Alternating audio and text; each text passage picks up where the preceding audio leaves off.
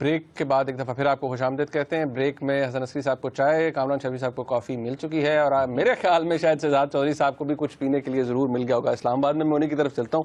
شہزاد چودھری صاحب ذرا مجھے یہ بتا دیں کہ چلیں ہم نے ٹاکس کی بات کر لی, ڈائلاگ کی بات کر لی, ابھی بھی یہ پروسیس جاری ہے تو اس کو ہم اچھی امید رکھنی چاہیے, لیکن یہاں پر بات کی جاتی ہے کہ جی اگر آپ آپریشن کا نوبت آ جاتی ہے, پہلے تو یہ بتائیے, ہمارے وزیر داخلہ کہتے ہیں کہ جی طالبان سے بات کرنی بھی مشکل اور ان کے ساتھ آپریشن کرنا یا ان کے خلاف آپریشن کرنا وہ اس سے بھی مشکل. آپ مجھے یہ بتائیں کہ کیا اگر خدا نخواستہ یہ ٹاکس فیل ہو جاتے ہیں, ڈائلاگ فیل ہو جاتا ہے, تو کس طرح کا آپریشن ہوتے ہوئے دیکھتے ہیں آپ, اور اس کا سکسیس کو کس طرح سے ایویلیویٹ کرتے ہیں؟ دیکھیے, سب سے پہلے تو دو تین بڑی بنیادی چیزوں پہ کمنٹ کرنا چاہتا ہوں. پہلی بات ہے کہ یہ اگر اتنا ہی آسان ہوتا, چاہے وہ بات چیت ہوتی, چاہے انسرجنسی کے خلاف لڑنا ہوتا, تو یہ اب تک کا حل ہو چکا ہوتا. یہ چونکہ آسان نہیں ہے, اسی لیے مشکل ہے اور اسی لیے کمپلیکس. اس کے پاس یہی ایک ذریعہ ہے حل کرنے کا کہ یا آپ ڈائلاگ کریں گے, اور ڈائلاگ اس بنیاد پہ کریں گے جس طریقے سے 21ویں صدی کی کوئی اسٹیٹ کرتی ہے. پاکستان 21ویں صدی کی ریاست ہے, چاہے اس کے نظامات یا نظام جو ہے وہ 20ویں صدی کے ہوں اور ہم اس کے اوپر کرٹیسائز کرتے ہوں, لیکن ایگزسٹ تو آج کی دنیا میں کرتی ہے. ایک 4th جنریشن وار ہے جو آپ کے اوپر لانچ کی ہوئی ہے.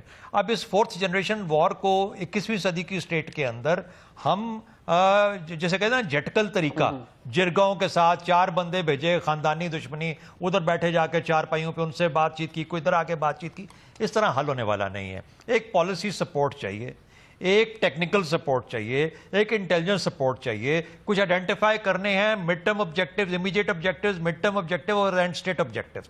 وہ ریڈ لائنز ڈیفائن کرنی ہے تاکہ ایک ٹیکنیکل طریقے سے, ایک سسٹیننگ طریقے سے بات چیت آگے کی جائے, جہاں پر آپ کا بات چیت کا طریقہ ہی یہ ہے کہ 4 بندے ایک گھر سے نکلے دوسرے گھر میں جا کے بات چیت شروع کر دی. بدقسمتی سے وہاں پہ جب اس کی فاؤنڈیشنز مضبوط نہ ہوں تو کوئی بھی چیز پائیدار نہیں ہوتی. یہ سب سے بڑا سبق ہے سیکھنے والا. اس لیے انفارچونیٹلی بدقسمتی سے سب سے پہلے شکوک اس چیز پہ آتے ہیں کہ یہ حل کیا کریں گے اور کیسے کریں گے. اچھا, دوسرا یہ ملٹری آپریشن مجھے بتائیں نا کہ اس سے ملٹری آپریشن سے پہلے سوال یہ لوگ کرتے ہیں کہ جو ہماری پالیسی ہے اسٹیٹ کی, اس کے خلاف بھی آپریشن ہونا چاہیے نا. ہماری پالیسی میں بھی تو ڈویلٹی آ جاتی ہے, کمپلیکسٹی. بڑی چھوٹی سی بڑی چھوٹی سی بات ایک اور, جس طرح ابھی کامران شفیع صاحب کہہ رہے تھے کہ 2015 کے بعد تو اس بارڈر کو بہت اچھے طریقے سے مین کرنا ہے, کیونکہ وہ بارڈر پچھلے 12-14 سال سے تو مکمل طور پر ہی فری فال آل ہے, جو جانا چاہتا ہے جاتا ہے, جو آتا ہے وہ آ جاتا ہے. اس لیے اس کو مینیج کرنا, کنٹرول کرنا, تاکہ جو افغانستان کا فال آؤٹ ہوگا وہ پاکستان کے اندر کم سے کم آئے یا نہ آئے. تو یہ کوشش ہونی چاہیے, بجائے اس کے کہ ہم وہاں سے لوگ نکال لیں تاکہ ہر کوئی آدمی پاکستان کے اندر آ کے گند کریٹ کرے. آپریشن کیسا ہوگا؟ آپریشن کی جھلک دیکھی آپ نے یہ پچھلے ہفتے 10 دن کے اندر, جہاں پر 2 یا 3 جگہ کے اوپر ایک پاکستان کی جو ملٹری اپلیکیشن, جو فورس اپلیکیشن تھی, اس نے بدقسمتی ہے کہ یہ رستہ اختیار کرنا پڑا. لیکن جہاں پہ آپ کے شہروں کے اندر, گلیوں کے اندر خون بہایا جا رہا ہو اور بے دریغ بہایا جا رہا ہو, تو وہاں پہ پھر یہ ریاست جو آج تک ایک سیز فائر کی پوزیشن میں تھی 2007 سے, اب اس نے کوئی نہ کوئی ایکشن کر کے دکھایا کہ بھائی خدا کا واسطہ ہے, عقل کرو, سمجھ کرو, یہ ہم کر سکتے ہیں. اور یہ ہم نے 2 دفعہ کیا ہے, 2 دنوں میں 2 دفعہ کیا ہے. What if it was a پرویسو 24/7 exercise.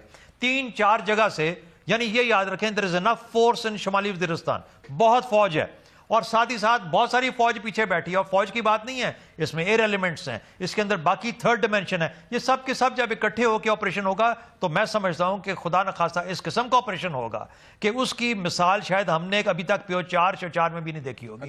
ہمیں اس چیز کا احساس کرنا چاہیے پاکستان کے لیے. اس لیے میں کہتا ہوں کہ امن کا راستہ بات چیت کے ذریعے اختیار کرنا آسان اور بہتر ہے کہ وہ راستہ اختیار کیا جائے, خاص طور پر ان گروپس کے لیے اور ان بے گناہ شہری آبادی کے لیے جو کہ بیچارے اس کا نشانہ بنیں گے. میرا خیال ہے کہ سب کو مل کے اس میں سے آسانی کے راستہ اختیار کرنا چاہیے, بجائے کہ ہم ایک مشکل راستہ اختیار کریں. شہزاد چودھری صاحب, یہ بھی یہاں کلیئر ہو جائے نا کہ یہ اب احساس جو ہے تحریک طالبان پاکستان کو بھی ہونا چاہیے. حکومت نے تو اپنا انیشیٹو دکھا دیا ہے.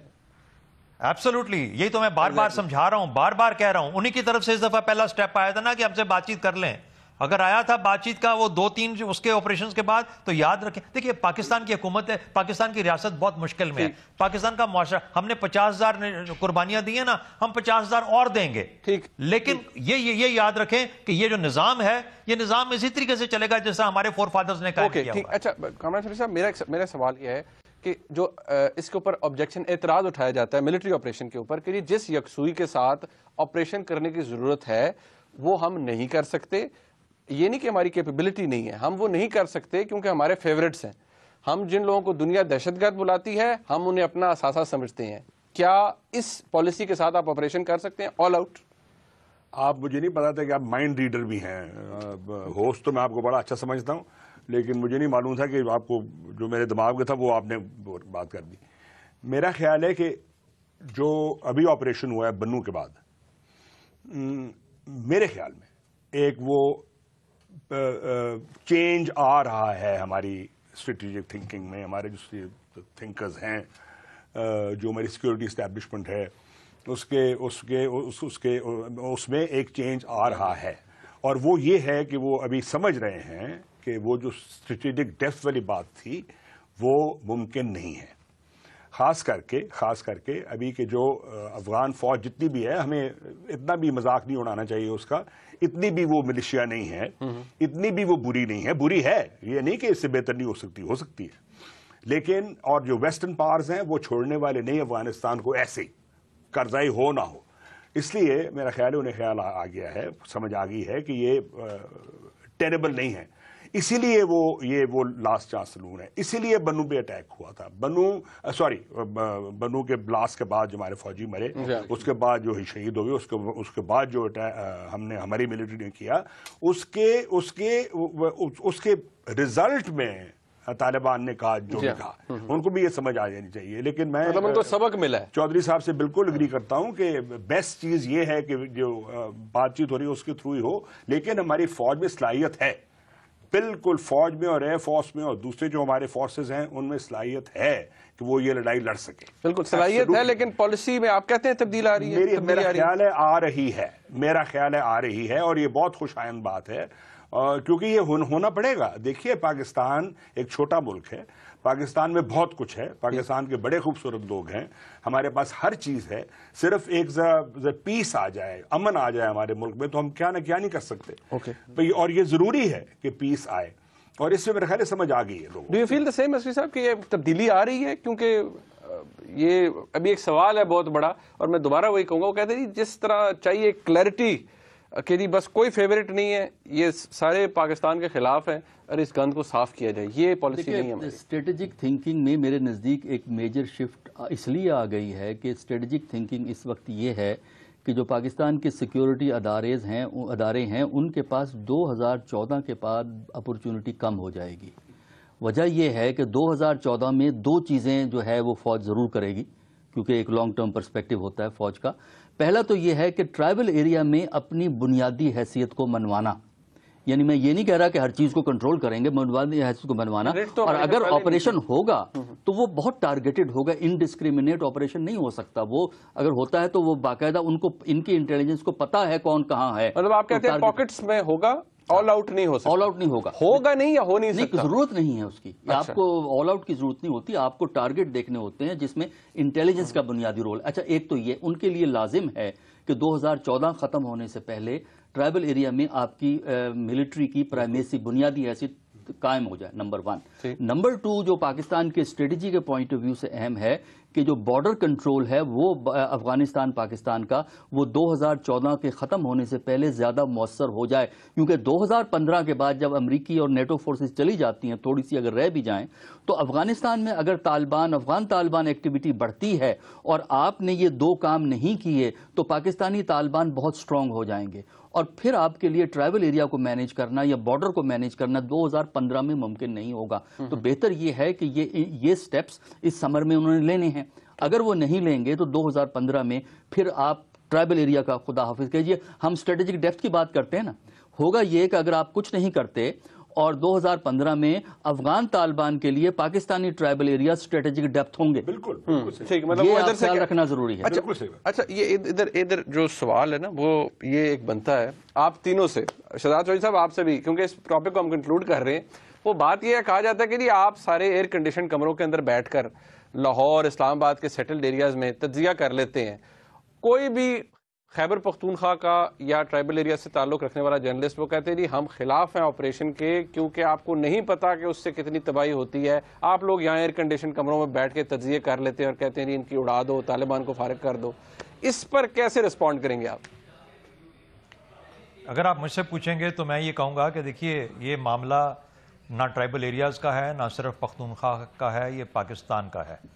پاکستان کی ریاست جو ہے وہ انڈر اٹیک ہے، پاکستان کا نظام انڈر اٹیک ہے، یہ نہ پختونخوا کا نظام انڈر اٹیک ہے صرف، اور نہ ہی فاٹا کا نظام۔ اس لیے جو یہ بات کرتا ہے وہ اس بات کو کرنا بند کر دے، کیونکہ یہ پاکستان کا معاملہ ہے، کسی ایک علاقے اور ایک خطے کا معاملہ نہیں ہے۔ نمبر 2، جب لوگ جنگیں لڑتے ہیں تو بے شمار قربانیاں دینی پڑتی ہیں، قربانیاں دی جاتی ہیں۔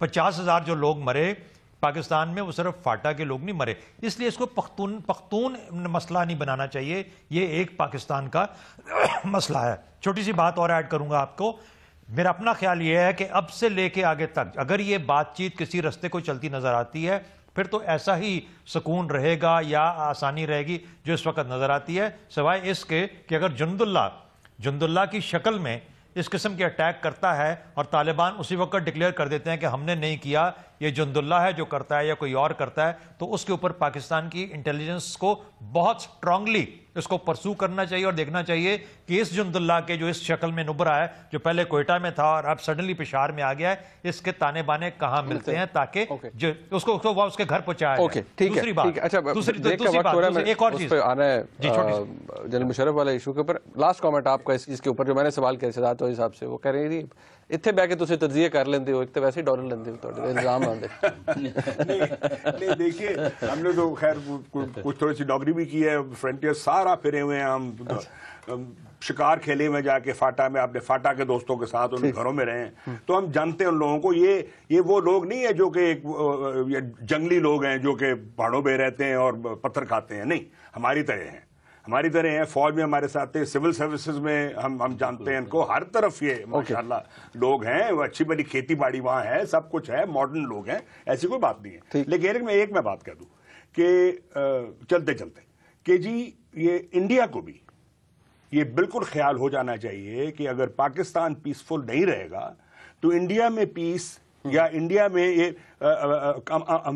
امن بھی نہیں آئے گا، تو انڈیا کو بھی ہاتھ سارا ہولا رکھنا چاہیے چلیں ٹھیک ہے، تاکہ پاکستان کے جو اپنے مسائل ہیں اس کو وہ سارٹ آؤٹ کر سکیں۔ ایک جلدی سے ایک بریک لے لیتے ہیں اور بریک کے بعد جب آئیں گے جنرل مشرف کے حوالے سے بات کریں گے، ہمارے ساتھ رہیے۔